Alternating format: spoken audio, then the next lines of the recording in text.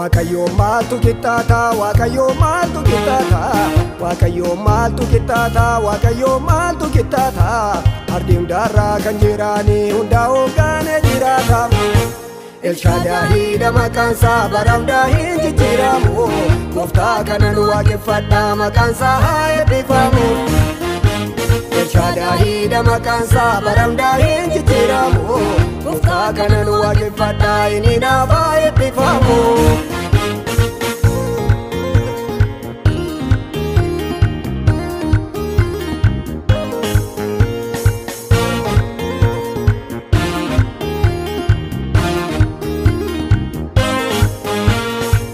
Madaalin qabu waaqni ani waaqeffadhu.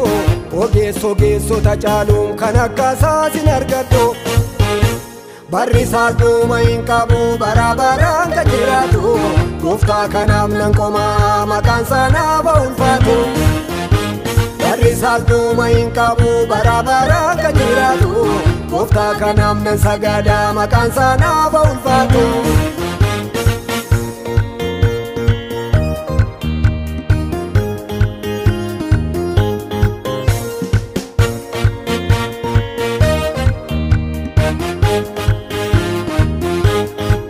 Nama baay'ee waaqeffata mukarraa waaqa tolfate.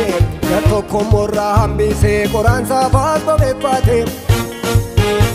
Harka isaatiin ka'u tolfate waaqa jedhee ma waaqesse.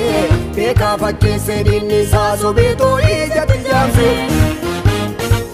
Harka isaatiin kan tolfate waaqa jedhee ma waaqesse. Beekaa fakkeesse diinni isaa sobeetoo ijatti jaamse. Waaqayyo maaltu kitata, Waaqayyo maaltu kitata, Waaqayyo maaltu kitata, Waaqayyo maaltu kitata. Ardi hundarra kan jirani hunda hoggane jirata. El Shaddai da maqaansa bara hunda hin jijjiiramu. Gooftaa kana nu waaqeffadha maqaansa haa eebbifamu. El Shaddai da maqaansa bara hunda hin jijjiiramu. Gooftaa kana nu waaqeffadha inni naaf haa eebbifamu.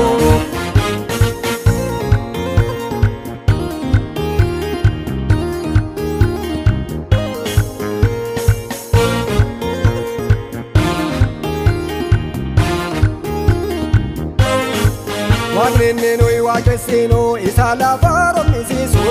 Yemmutti achi dubbatu lafa kanas kan tochoosu.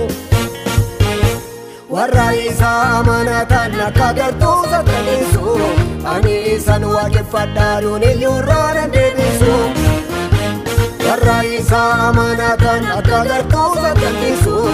Ani isan waaqeffadha duuniyyuu irraa nan deebisu.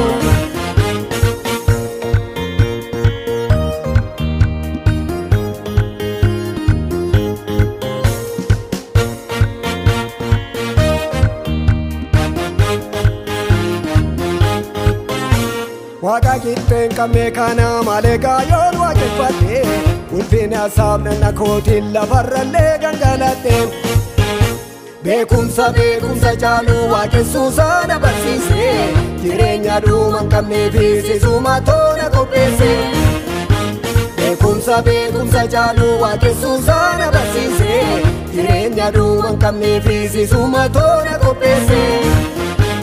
Waaqayyo maaltu kitata, Waaqayyo maaltu kitata, Waaqayyo maaltu kitata, Waaqayyo maaltu kitata. Ardi hundarra kan jirani hunda hoggane jirata. El Shaddai da maqaansa bara hunda hin jijjiiramu. Gooftaa kana nu waaqeffadha maqaansa haa eebbifamu. El Shaddai da maqaansa bara hunda hin jijjiiramu. Gooftaa kana nu waaqeffadha inni naaf haa eebbifamu.